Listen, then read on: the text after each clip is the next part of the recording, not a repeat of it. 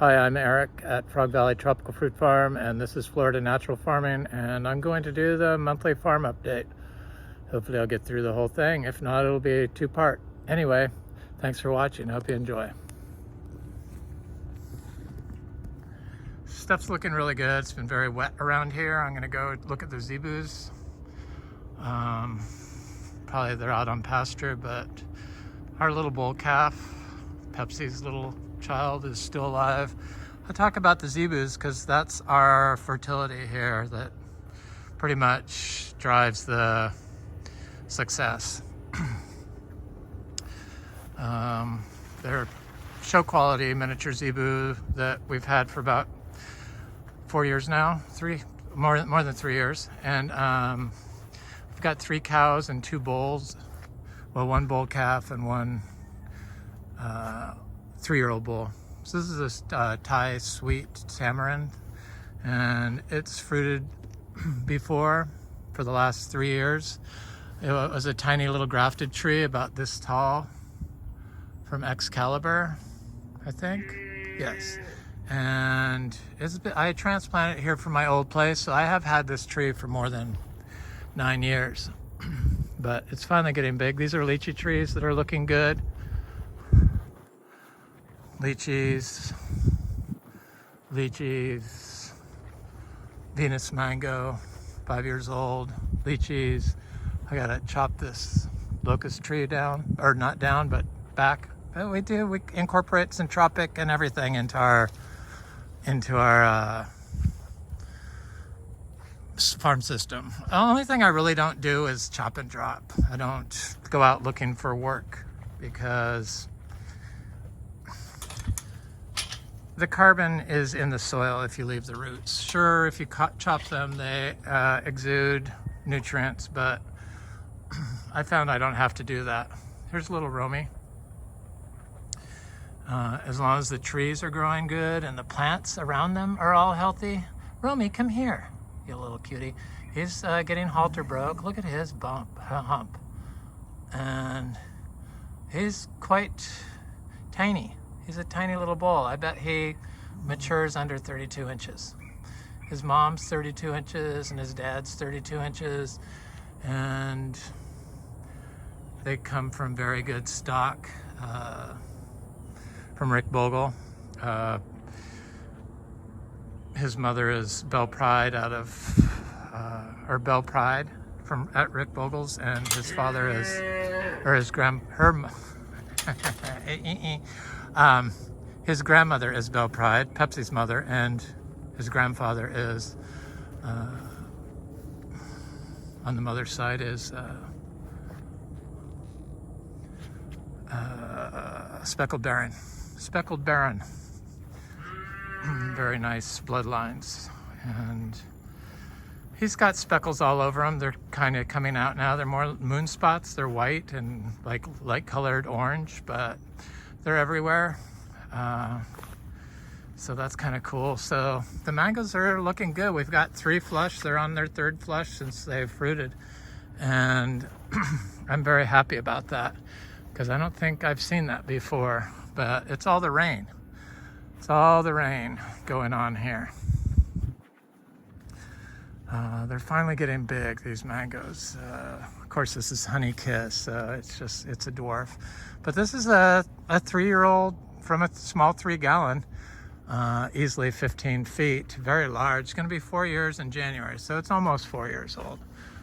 Peach cobbler. Peach cobbler is polyembryonic. I know everyone thinks it's monoembryonic, but that's not true. It's polyembryonic, at least the peach cobblers I have. It's our Kwai Muk tree.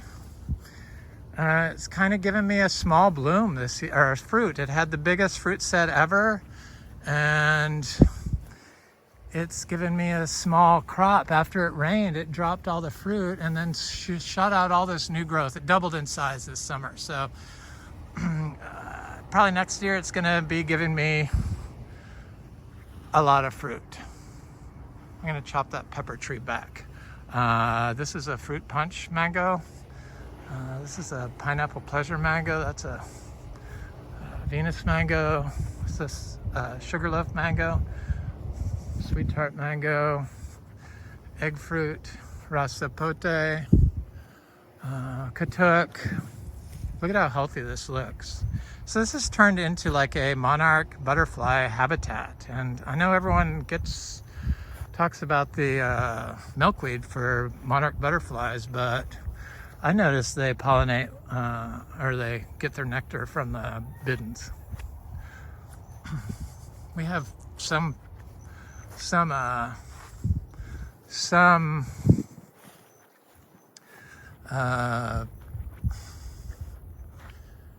milkweed, but we mostly have bidens for our cover. Look at this MB male tree. So this smells so good. Look at all those flowers. It just smells of it just smells really good, like as good as a gardenia. Lychees, mangoes, lychees. Lychees. I got another row of lychees in here, but they're all in trees. It's very hard to see. They're small like this. Nothing's watered here. You don't have to water in Florida here for fruit. So jackfruit seedling. Here's a fruiting cashew tree that's quite large. It's got a lot of fruit on it finally. It took a break, but now it's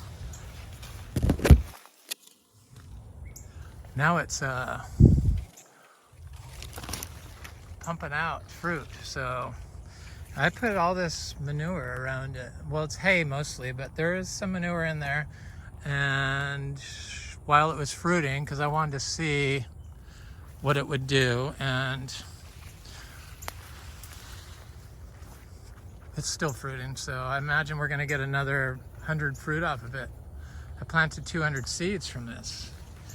I'm just going to go around here and look at it because it's really a nice tree. And really, it should be grown in Florida. This thing has never been connected to water, and it just fruits non-stop, continuously when it's warm. It got hot and it stopped. So, but we've had a few cold days, and I guess that's when the fruits triggered, and are not cold, but it got down to 91 for a high. The low is like 80. So there's a lychee, there's citrus, there's a Valkyrie mango. I'm gonna go to the back and get that out of the way, and then do the shade last. Good idea. Lychees, everything's looking good. So everyone, this cover, this undisturbed cover is basically our whole fertility mixed with adding small amounts of Zebu manure daily. 20 pounds of Zebu manure and hay, peat on hay. And mostly back here I have mangoes, but I have planted a bunch of 200 cashew seeds. That's like a day's worth of manure. It's mostly hay. It's hay with some pea. It soaks up the pea. I hacked back this big pepper tree here, and I trimmed this trail all back finally. This is a coconut cream that did not produce fruit, probably because it had pepper tree shading it. So these are the mangoes that froze right here. They're just, some of them didn't. This one didn't, obviously, but that one did, and others did. But I'll look at those mangoes up there on the way back. So people move here, and then they just pull up all the trees, cut down the trees, and mow everything. And there's so many pollinators and bugs that live in the unmowed, undisturbed orchard floor that it just I need to talk about it, because what do they do in the winter when everyone's mowing the fields here and mowing their lawns? They're all here. And we got to really think about the wild spaces we're giving these creatures that once called Florida home and are now pretty much being eradicated, basically, from people's good intentions, thinking they need to like micromanage every square inch of their property. And unfortunately, we're on sand in Florida, most of us. This is a Valkyrie mango. And so mango seedlings grow right through this and other trees. See, I plant I direct sow seeds in that, and then they grow right through it. And just to show you what I'm talking about is right there. A mango seedling from last year. I found they do better in tall grass. It goes against what everyone does, but it obviously works. And if you don't mow it, look at all this stuff. And we have so many amazing ground bees that live in the ground here, and hornets and wasps. People don't like the bugs, but the other option is we're all drinking and breathing bug sprays and glyphosate and fungicides, because it all moves through the water and air, and we're on calcareous rocks. So what your neighbor uses, you're using. So we're not organic certified or biodynamic certified. I believe in it. I just don't feel this area, I don't feel that people care around here.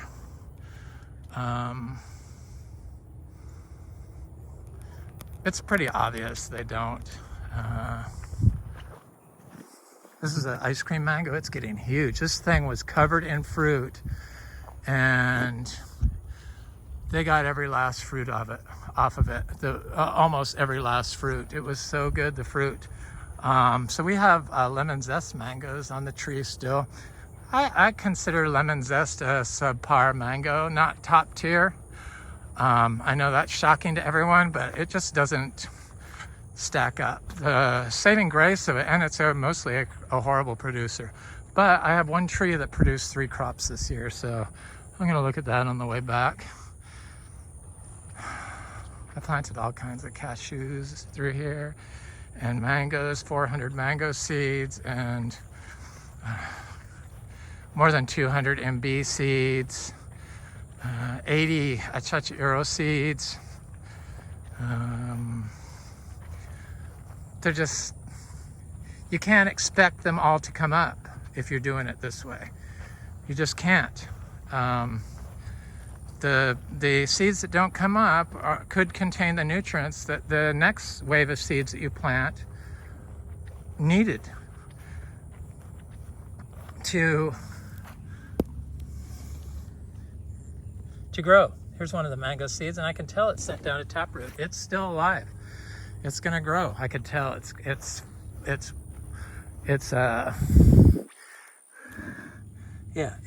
swelling. I could see it swelling here.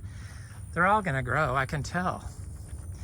I'm kind of surprised that it hasn't like popped up a leaf yet, but sometimes the mangoes, they send down a taproot first, and mangoes have taproots.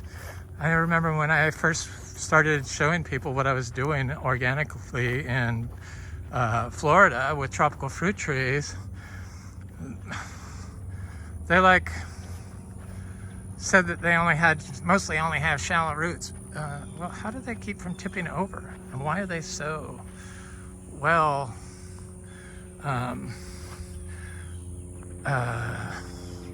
suited for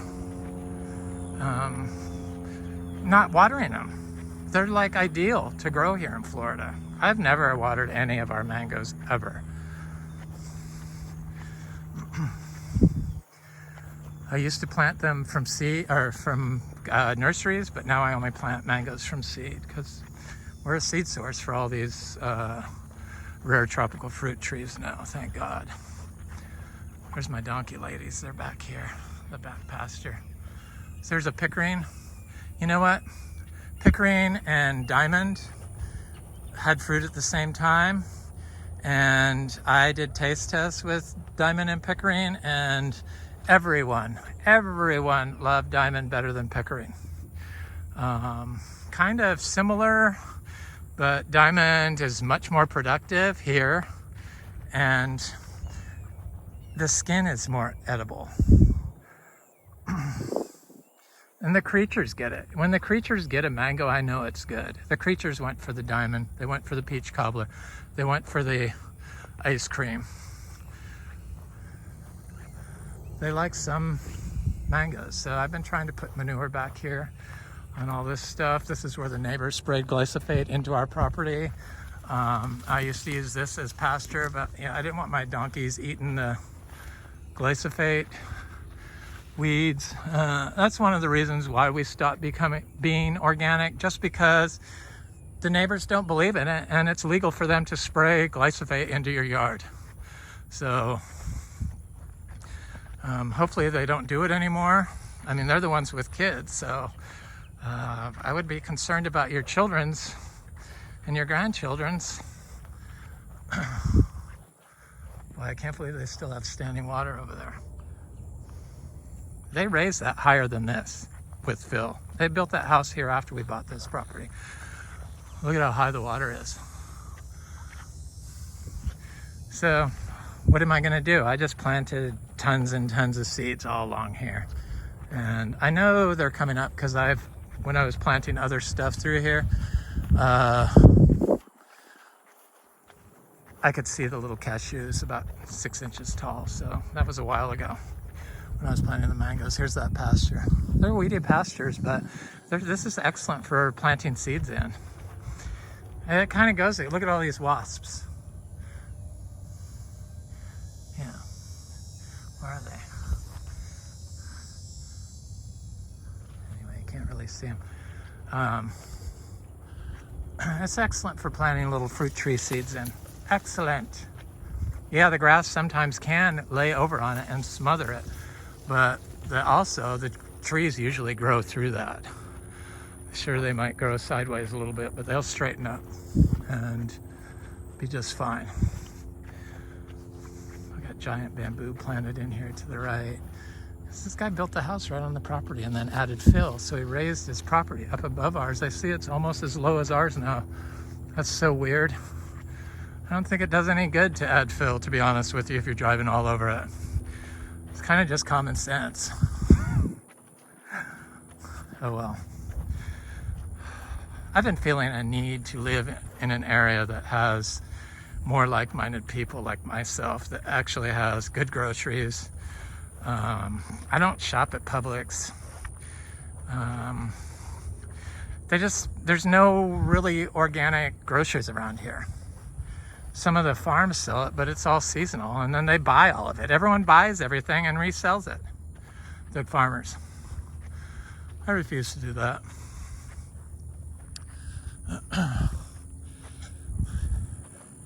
I've added a bunch of stuff back here. Here's some more mangoes. I put 3 right in the same hole.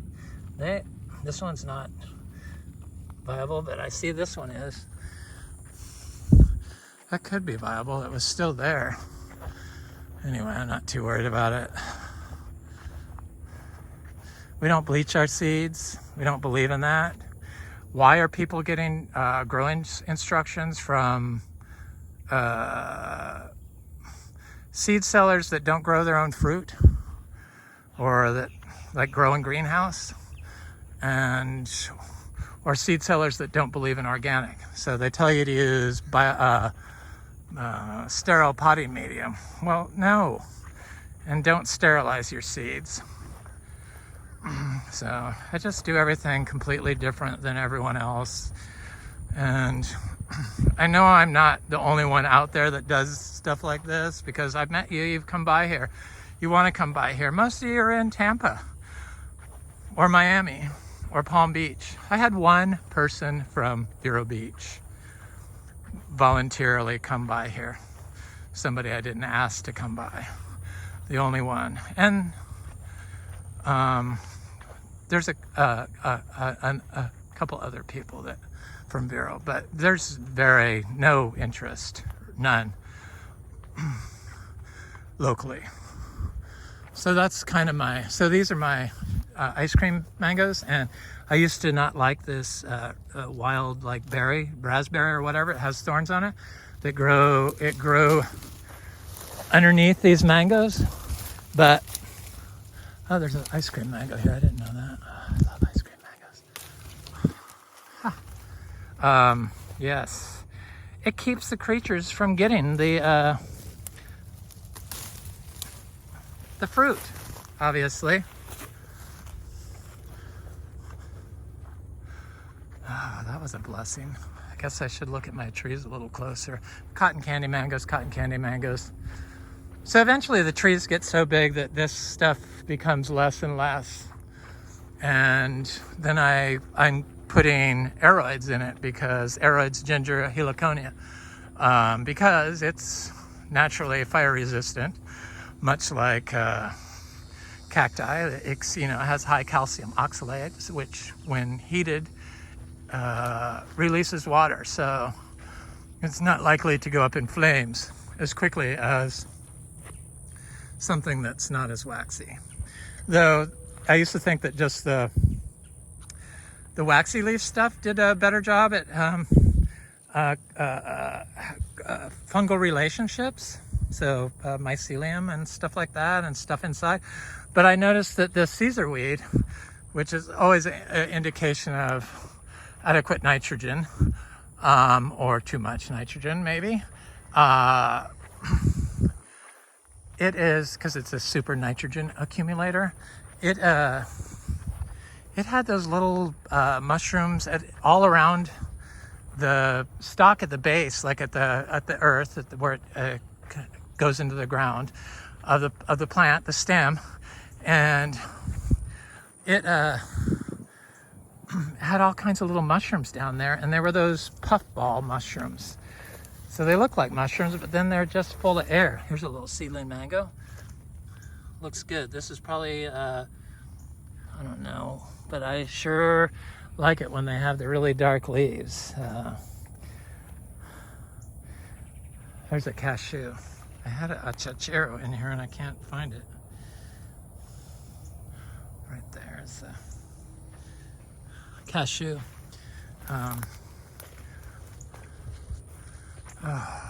Yeah, it's hot. It's so hot here. So this is pastures where the cows are. Look at how nice our grass is. And I rotationally graze the cows and bulls. I thought maybe they'd come up here and see me, but they have no interest. So this is a orange crushed jackfruit. Trying to see the little seedling. Here's a little seedling from last year. Looks like, I'm not sure what that is. So these are all sweet tart mangoes. This one froze. Some of them froze, but most of them did not. 2 years ago. It was 2 years in a row we got that. Oh my God, I got Priestley Atemoya on here. Look at how nice that looks. Oh yeah, there's more than one. So this tree is the mother tree to all my Atemoyas. I love Atemoyas. It's definitely in my top 5 fruits. Pigeon peas, of course. It's a sweet tart mango. So these sweet tarts are only, this is 3 years and like 8 months. No water. Cotton candy. Or no, that's buttercream actually. Buttercream was a stellar mango this year. But, oh my God, there's a buttercream still on here. That's what I mean. This produced 3 crops and also cross-pollinated with this, even though it's polyembryonic, this sweet tart mango. And I know it did because the fruit was like a giant sweet tart with buttercream notes in it and texture, size. The texture is just, with the dry farm mangoes, these are all the mangoes that froze through here. But they're coming back. Most of them are above the graft. This one actually had fruit on it. I should have checked it because it was a late fruit. There's that diamond mango. So Dan from Dan's Food Forest, I watch his stuff. He grows kind of like this, pretty much like this. I think he waters. People water. I understand that. Stuff grows better in water. I get it, but it's not what we do. I'm trying to make this place be here when I'm not. So that's why I do stuff the way I do. And I wanted to see just what you could do in Florida organically, because I was told we couldn't grow organically in Florida because of our less nutrients in the soil. Yeah, because you remove all the nutrients. All the nutrients you need to grow plants are in the plants that you mow. Just saying. Lychee, pigeon pea, sugarloaf mango, lychee, beautyberry. Yeah, so all the nutrients your mango needs and all the other plants need are tied up in the diversity of the bugs and the insects. Because once you grow something like this out, then it there's a J31 jackfruit. Then it attracts insects, right?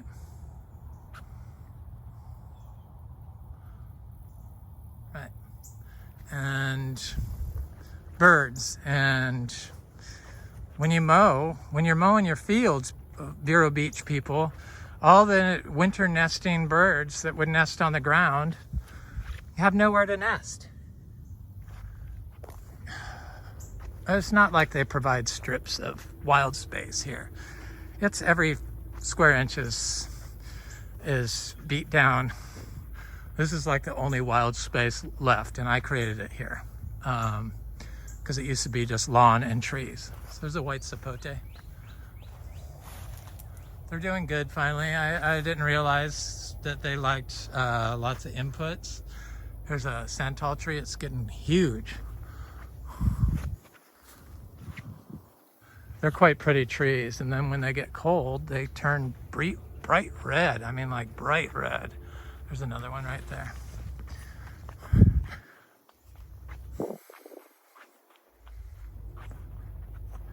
So yeah, lizards. People are so worried about native species, but in the process, they do more damage with their vision than if they just left it alone. So here's this is a come on, phone. This tree, this is that MB tree that just, keeps fruiting and fruiting. This is the one that I sold $1,200 worth of fruit, though I did buy a lot of the fruit because I wanted the seeds. And it's hanging onto a crop. So this is the first time this smells so good. First time this has ever done that, and it's loaded in flowers, not like the male, but it certainly has them all over. And I'm thinking maybe I might get a crop now that it's cooled off a bit. And there's another male tree, and I keep saying I'm going to remove this vine, and I keep forgetting, and it's getting too late, and it's covered in flowers, so I need to get that off there like yesterday. That's scary. So white sapote. It's the M4 mango. Haven't been productive for me, which is a big negative. I know people think they're productive, but they aren't. I have multiple trees, unlike a lot of people that only have one type or they only graft onto their tree. I bought like 20 sweet tart and 20 cotton candy and 20, you name it. I was buying them in bulk. Sugarloaf, top tier mangoes. M4 was kind of a new one that didn't get huge rave reviews, but it was considered good, but I guess it's a coconut type. But our Honey Kiss, planted next to the coconut cream, cross-pollinated and has coconut flavors in the fruit. Just there's so much stuff that people don't talk about in Florida, and when it comes to tropical fruit trees, and so that's why I try to spill as much information that I notice out as possible. This is that hog plum, that red one. Purpurea. These are the wax jambus.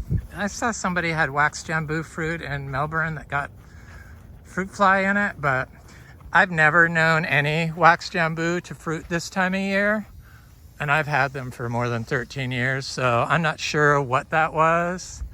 I just never have had them fruit this time of year, and I've had them for 13 years straight, consistently. So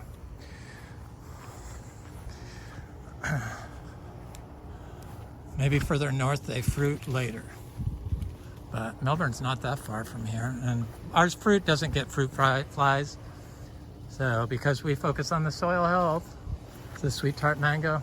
It's my vegetable garden I'm going to put in. I cover it with this is my daily manure, so it's like 20 piles of daily manure here. It's mostly hay, as you can see. I can't even see any manure. It's always covered. There's a piece, one piece out of that entire thing. And then I'll pull that back in October and expose the sand, and then mix fresh Zebu manure in the sand, and then plant my seeds directly in that, dry farmed. And you can harvest lettuce off of it and sell it to the public in after 30 days. No problem. I had to take a class when I was organic certified, that like on food safety, because we use manures, and vegetables more likely to transfer E. coli, but it's a management practice. This is looking good. So it's because of too many animals, and even when I was biodynamic, they didn't like me applying my daily manure every day. It was like the centerpiece of our fertility, and they wanted me to create a huge pile of compost.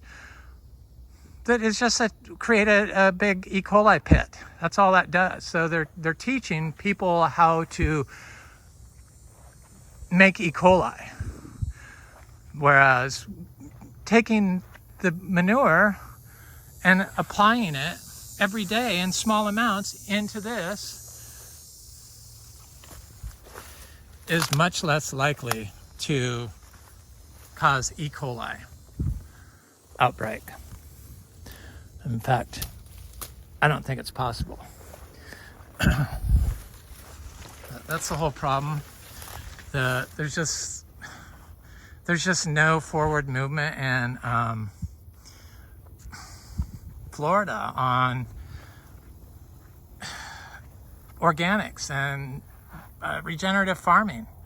It's just, I know there's not a lot of interest, but there is some interest, and a lot of you do it similar to this and understand, but the majority of you don't, and have all these issues.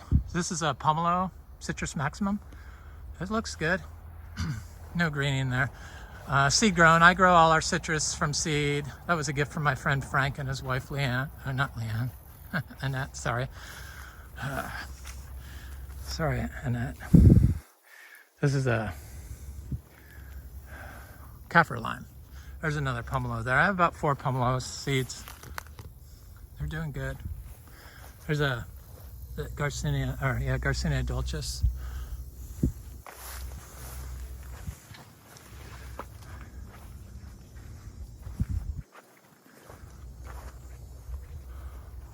There's one of those aroids. So I wonder if I set this fruit here, if the creatures will steal it. Probably a mango. I'm going to put it in the house. I don't trust them. I don't know what that was, a rat. I'm into roses because I used to work for the guy that has the largest collection of roses in the world. Because that's where I found out I didn't want to do nursery. So that's a tea rose. A tea, not a hybrid tea, a tea. It's the first climbing tea ever created. So it's from the 19th century. It's called Adam. It's quite delicious. Blooms year round and has huge hips, and it's 4 F's for fragrance, and okay, that should be okay there, right? 4 F's for fragrance and repeat bloom. It's a winner, and grows without water, and it was a little tiny cutting that I bought, a band they call. They're like, you know, like a tiny little 8-inch tree basically. And I put it right there. I have like 5. I'm only into the giant climbers because they're just too much competition here for height. So I need something that gets big. That gets big. Look at these mangoes look great. This is the guy next door. That was what I showed you, the roseate spoonbill. That guy dug that huge pit there because he had standing water. He thought it'd fix it. He had planted a bunch of plants there, and I said, you know, that's standing water. Nobody seems to like ask any questions around here. They all know. But it's pretty obvious they don't. Because you still had standing water even with that huge pit. The pit's like 40 feet deep. But I made lemonade out of it, and here's my first attempt at fruit on this Rollinia tree. These Rollinia trees are doing good. This is a buttercream mango. Wow, what a good mango. Okay, these are mulberries, of course, which I've been planting everywhere. My friend Frank breeds mulberries, and he gave me about, I don't know, 30 seedlings of Tehama crossed with Oz Turkey crossed with Chiang Mai 60, I think is what it is. Probably all end up being males, but hopefully there'll be a female in there or two. And so little Achachairu trees, they look really good. That tan leaf is a new leaf. Drexo Garcinia is directly in the ground, and they do better than the nursery trees here. Nurseries, they just start their trees all like, you know, with chemicals. So they are immune deficient from the start. And it took me, I don't know, 10 years to perfect this, but you've got to remove the soil from a nursery trees and wash the roots in rainwater. I usually soak them in a rain barrel until I plant them in an hour or two. And then I just direct sow them. Mix a little Zebu manure, not a lot. You don't want to use a lot with biologicals. One little tiny Zebu turd would work. But I don't always do that because we have so much fertility going on here. I thought I'd look at this Achachairu tree because it seems like everyone's giving me some fruit. And lo and behold, there's still fruit on here. Little fruit, but there's still fruit. I see some green ones. Yes. So this is a little tiny fruit, but I'll take it this time of year. This black sapote is doing good. Black Beauty, it's got a lot of fruit on it. I gotta have a bunchosia in here. You know, the peanut butter fruit. It's looking good. Finally getting bigger. They're growing next to this torch ginger. That's the red one. It's my favorite ginger, I think. Well, I shouldn't say that because I have so many different types, and I really like this one, this galangal ginger. So we have egg fruit. Little egg fruit's coming on. There's just so much here. Passion fruit. These heliconias make great passion fruit trellis.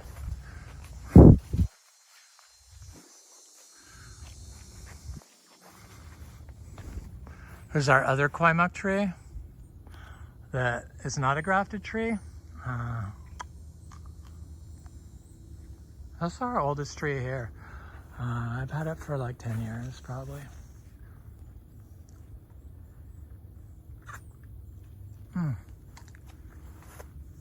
Oh, Achachairu fruit is so good.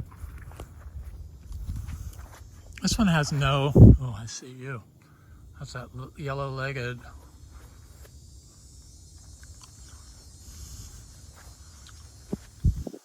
I don't see any fruit on this tree. She got real big. Little Zebu, doing good. Jocko Beach, Kamito. Got 5 different types of Kamito. Juicy Pearl. I want to look at this philodendron Jose Bono that got broke in 2 during the rain, or during some freak storm. And look at the variegation on this. The leaves are tiny now because it's just growing out, but look at the variegation. This is simply the best variegation I've ever seen on any plant. I've had that for a long time, and here's the top cutting of it. That's a Oscar's giant purple star apple. So here's the top cutting of it. Look at this. It's going to attach to this Ingus spectabilis and be spectacular. Okay, so where are we going? I needed some shade.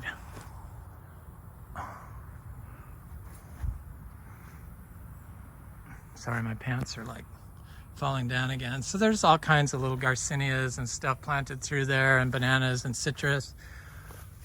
Look at this Monstera flame, Burley Marks flame. They're starting to attach to the trees.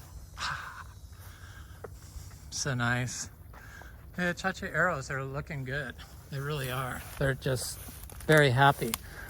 Look at this. This one called Glorious Philodendron. This is one called Splendid.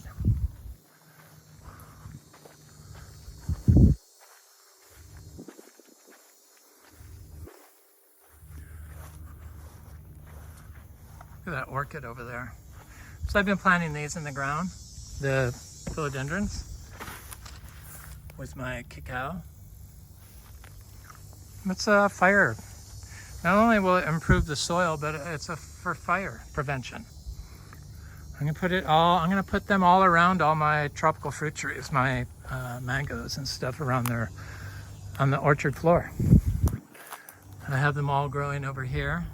Here's one I put in the ground. This is Nangara tense. It looks really good, and it's quite happy.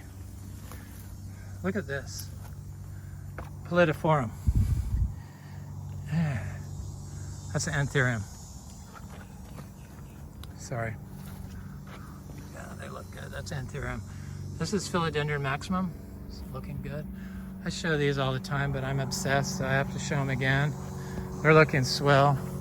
So Philodendron glorious in the ground. This is a Columbia species, Philodendron. This is Linamii. Yep. I gotta plant this Achachairu seed because I'm sure it's viable, and I gotta get it in the ground. So I bought a bunch of Garcinia seeds from, you know, all those other fruit sellers that don't have tropical locations mostly, and none of the seeds germinated. They call one Garcinia dabico, which obviously is Garcinia gardneriana probably. They're creative with names to get you to buy them, but I just wanted to test out the other fruit sellers and see what I thought of their seeds. I'm not going to mention any names, but crap, I guess you have to buy the sprouted seeds. Oh, yeah, okay. Somebody didn't tell me, but I won't do it again. I won't buy from anybody again. I buy from Fruit Lovers Nursery. I buy from Montosa Gardens, or I get my own seeds. I buy from sellers in Hawaii, and I buy from sellers in Puerto Rico. Florida people don't produce any seeds that I know of. I mean, I can't grow Jaboticaba because they've pretty much ruined those with hollytone and peat moss for fertility. So when I try to plant something like that here, it gets eaten, gets overtaken. It will not survive. Stuff that was given Miracle Grow or water-based fertilizers, they don't survive either. Sometimes they do, but mostly they get eaten. Coco Core and Miracle Grow? No. It's just ridiculous that I have to, that this is like, everyone around the world except for Florida and the US probably know that this people grow tropical fruit trees like this. Because I look at other countries, I look at India, and I see their orchard floors don't resemble this exactly, but they resemble this more so than a mowed lawn. I know that. So this is just more diverse, I think. It's got all this biddens, and this is a seed-grown sugarloaf mango. This looks good in here. I don't know. I don't know what it's going to take. It's going to take everything has to die, I guess. But everyone will move by then, and they'll find some other place to pollute and destroy. Because that's what's going on when we don't give nature any space in the room. Nature should have all the space, and you should be adding into it. That's what our philosophy is here. I did have to go to school and take a bunch of classes to learn how to do it, or to learn why is what it was, and to learn to not walk on it. I did learn that from it's just common sense though. You don't walk on your lettuce garden. Why are you walking around your tree and weeding it around it? It's like you're compacting the soil around it. This is a lot of our garcinias in here. This is a blue lily pilly, syzygium from Australia. Looks very pretty. This is a Garcinia brasiliensis. You eat the skin and all. It's fruiting again, yay. The Garcinias are truly amazing. The flowers smell so good.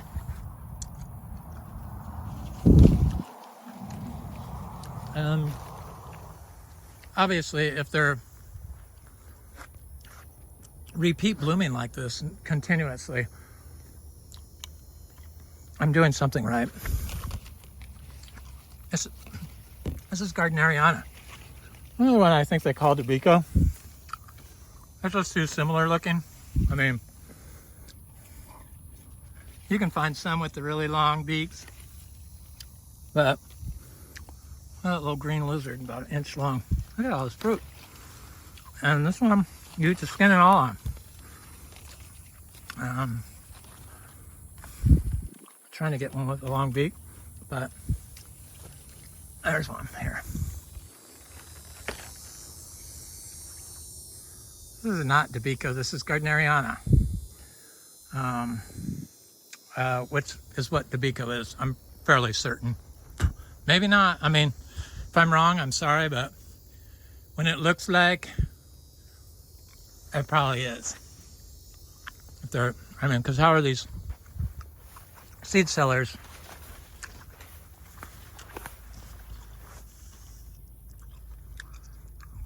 coming up with new species? It just doesn't make sense. So Achachairu, I was looking for this purple mountain guava in here. It's doing good. I do not like this stuff, parasitic vine, growing on it. But these are good. I wish this would bloom again. All right, onward.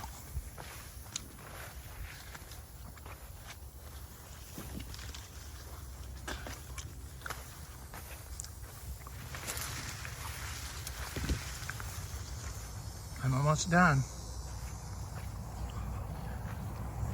Look at this little Atemoya. People think that Atemoya won't grow in shade. This is a little seedling I planted. It was this tall when I planted it. I think I did a video of it. The leaves, meaning that tall, 3 inches, in the weeds here, in full shade. Full shade.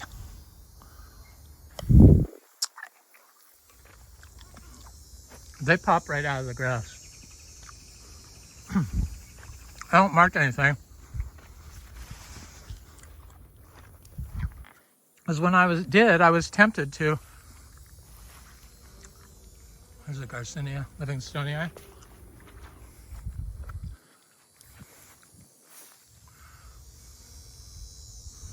See honeybees pollinating it. So the Livingstonii is, you have to have a female and a male, or one that's a combination of the two. The male trees all produce fruit, but like 1 or 2 fruit from hundreds of flower. What's it, Ingus cinnamonii? And Juliet mango. Quite good mango. Under the custard apple.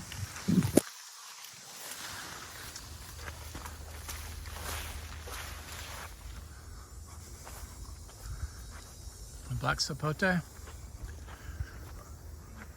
As a seed grown. We have flowers on our, so we're gonna get fruit on. This is Achachairu. There's a grafted jackfruit. I was trying to see if I could see a flower, but I don't want to walk around it too much. I try to stay off the soil. I mean, it's when you mow it, you just compact it. Our least fertile place is our mowed pathway. But yet that's everyone's plan. That's your orchard floor. It's bizarre. The citrus, all the citrus, key lime, seems to do just fine. No greening whatsoever. I had one that got green. It looks like it's coming out of it, but I don't know yet. There's a cashew. There's an ackee in there somewhere. We have a few ackee. Here's a pomelo. Or no, this is a citron.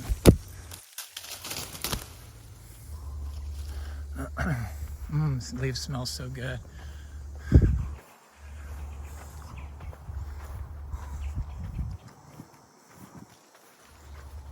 Little cashews.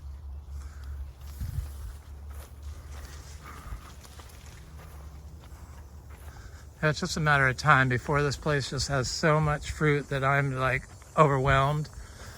It's kind of going to be all hands on deck next year, because I think next year is going to be the year of Fruitmageddon. I'm such a mess. I get freaked out when I have to send one box to a friend. I'm just not cut out for doing that. Doing that shipping, and I'm just not cut out for it. I just can't deal with it for some reason. Look at this rose. So not rose, just as good as a good rose. It's a bandit orchid. So people think that you have to fertilize orchids even. You don't have to fertilize or water any orchid. Cool it. Stop destroying Florida. I see people put down fertilizer when it's going to rain. It's like, oh my God.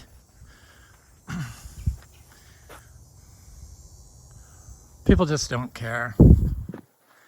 They don't believe in organic here. It's very discouraging. But I see that Oregon has like so many delicious grocery stores. I know that Sonoma County does.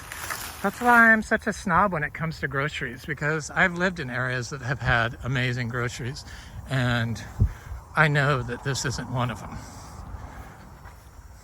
This is like, you'd think with all the wealthy people here that it would be better, but it's not. They just force you to eat the chemicals, which I don't do. I like grow or hunt down what I need organically. I only eat organic stuff. I don't eat at restaurants. There's no way I would go eat at a restaurant knowing that it's worse to have one cockroach than to have 5 different types of pesticides sprayed in the restaurant together.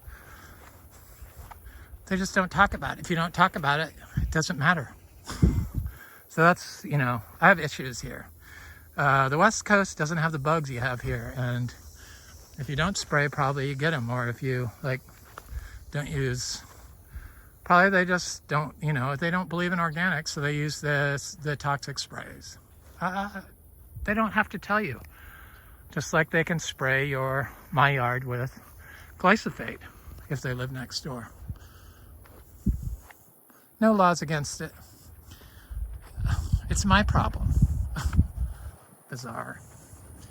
So sugar apples. So the sugar apples have been really amazing, and I'm gonna say this one last time, and I'm never gonna do it again.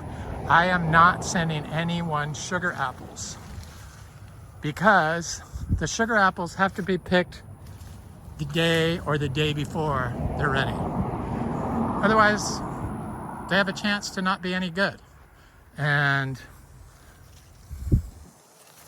they're really good. So, and then when you ship them, they get smashed. So it's like they ripen in the box, especially when it's this hot. It's just, you're gonna get a thing of mush. So I did it because somebody wanted to taste them. And they're a good friend of mine. Look at this mango. We got all this pigeon pea everywhere. And so I did it reluctantly. But I'm sure they were disappointed because they were like probably could have been smashed or just mush. They got seeds, but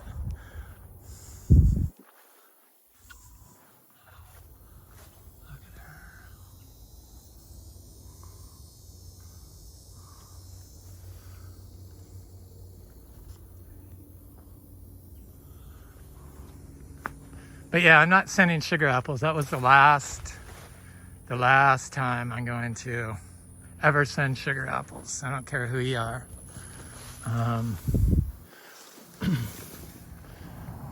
I'll send seeds. Oh, somebody's eating my chewy red sugar apple. Somebody got the other one? Oh, no. Yes, I'm gonna pick it because I want the seeds from this.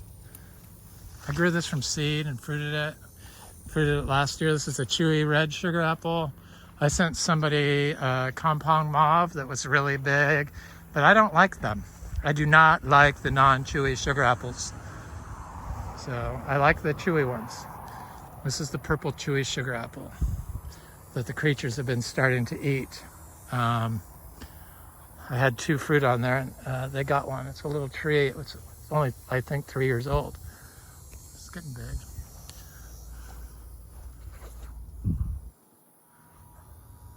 It's a dot mango. Mangoes got big. We got 3 flushes this year off most of our mangoes since they bloomed.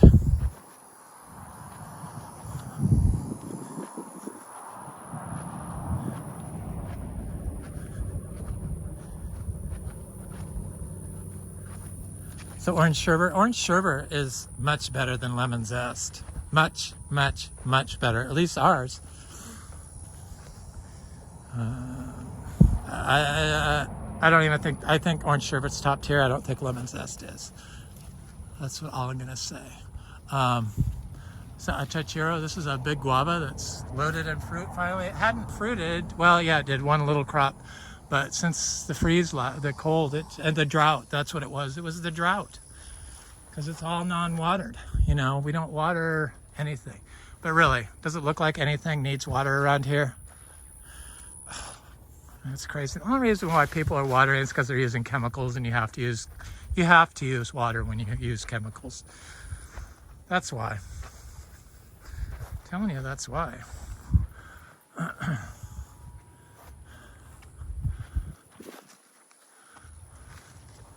Citrus is these are the Micco Lemons, you know, our seed-grown citrus. Does it look like we have a greening issue? No. This was bird damage. They like polish their beaks on them when they're little. I guess there's lots of oil in them or something.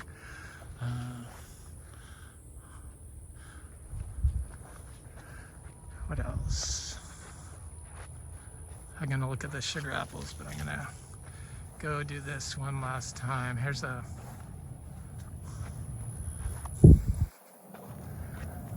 can see all the bananas, the citrus and sugar apples, and there's a big Achachairu. Stuff's looking really, I mean, it's just taken off. These are all the froze mangoes.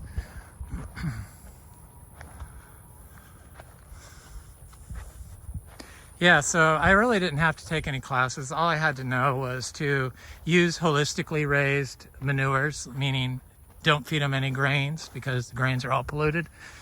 And Zebus don't eat grains anyway. Well, they do, but it's not good for them.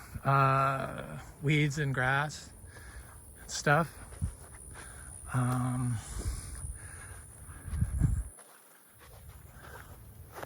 There's a big mulberry that keeps fruiting, has fruit usually all the time, but it's stopped for a moment.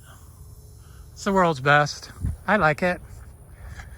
I think they're kind of similar, that Shanghai 60, and Shanghai 60 might be a little different, but world's best. Definitely the flying fox fruit is the same as world's best, which could be Shanghai 60. I don't know. I'm just saying what I've noticed. Achachairu.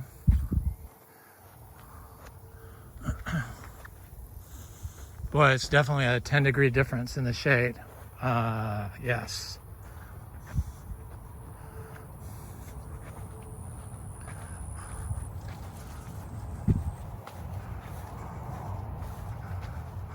I've done almost all the trails except for one last stretch, and then that'll be it. That's pretty much the whole farm. I think I got all the stuff I wanted to say out.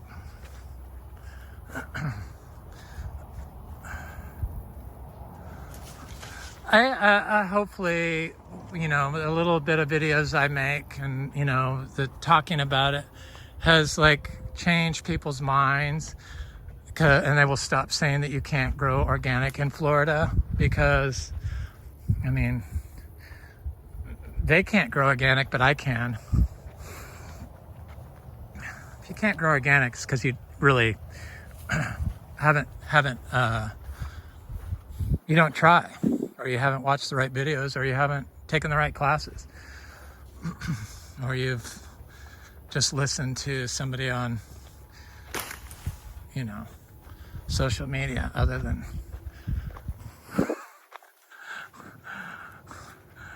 anyway, it's impossible, but hopefully it's changing. Look at the cacao. So we fruit cacao here, but we have I was getting like, I'm going to try to look for these little seedlings I planted for my friend Tim during the drought, because people wait to plant stuff, but we don't follow other people's rules. Here's a little cacao I planted during the drought, and I planted, I forget, in my video, I forget how many it was, but there was a lot. And there's a little cacao, and they seem to all be coming up. Oh, I already walked this way, didn't I? But I forgot the cacao, see? Getting delirious and hot, though doesn't seem that hot today.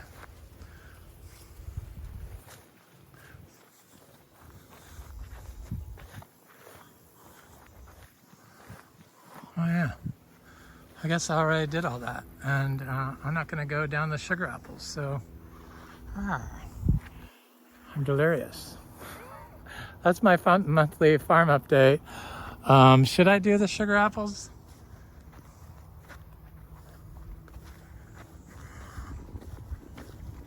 Can I? Is the phone gonna work? Oh, I've talked so much bad things about these, and these are really good. So I just want to apologize for that.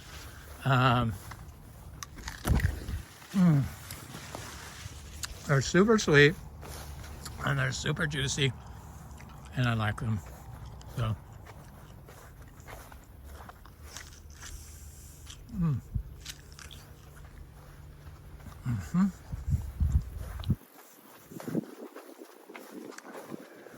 That's right, Cheryl. People get so repulsed by this, but it's growing in full sun. It was planted in full sun, and stuff does better in shade. So even though that grass might be unsightly, it's providing something that that tree needs. And I found when I plant little seedlings, when I first started planting little seedlings in the lawn, I would pull out all the weeds,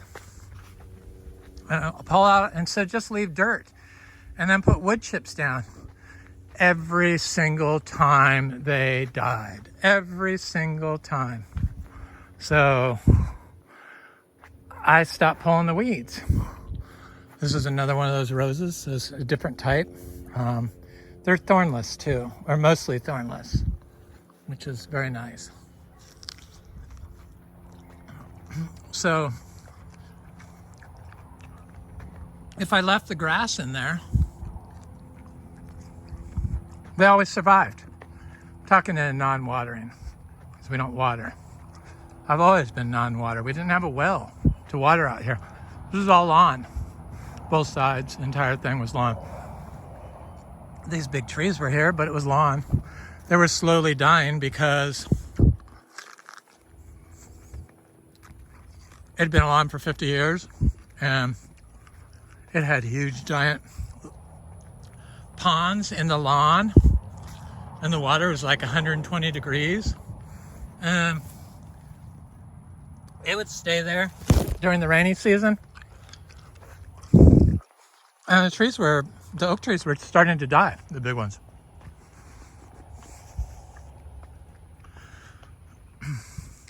But I get people that come here and say, this place used to be so amazing. You could eat off of it.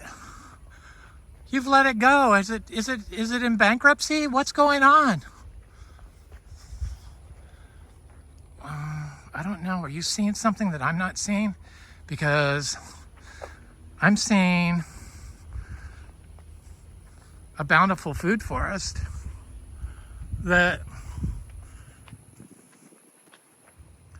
is full of life and fruit. So here's another rose. Look at this. This blooms constantly, this one. This one's more bush-like. Oh, that's just done. They're done. Oh, can't show them. Yep. And here's one that's smells so good. So yeah, they just don't even see anything. They see what used to be here, and they get sad. Well, thank God I have it now. The oak trees and other trees and the animals have a chance. So I used to have a path here, but it's overgrown because I had so much fruit on this Atemoya tree. This looks like a Geffner. All of these look like Geffner. They look completely different than that one back there. So these must all be Geffner Atemoyas. They're not very big.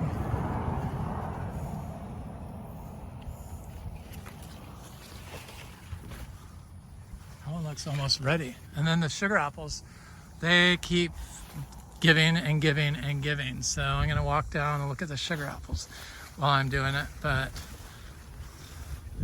I don't know. I'm gonna take one of these Atemoya off here because I just have a feeling that squirrel's been getting them. And this one looks like it's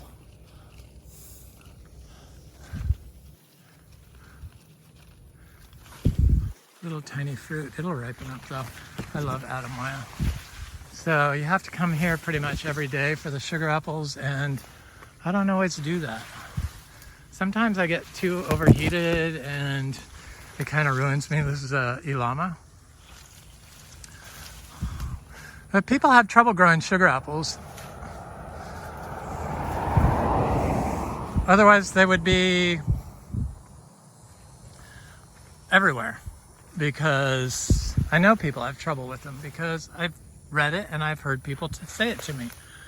This is a custard apple, but this row of sugar apples had each sugar apple, they're all nursery sugar apples back along here, from Pine Island, Nadai, chewy sugar apples, green ones. Not these, but it's a custard apple. Cassava, of course. Everyone knows what that is. So I plant the ginger next to them, in between them. This is another Atemoya producing. Well, at least we have 3 trees producing. But I saw that squirrel was up here, and he sure as hell better not have found the fruit, which I know somebody has found the fruit because I saw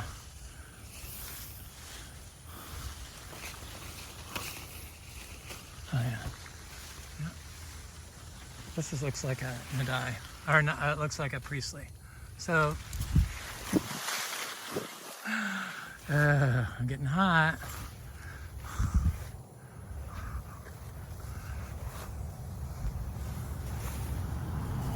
I was hoping I'd be able to find a sugar apple right, but I kind of been picking them off here because I get so many people wanting them, and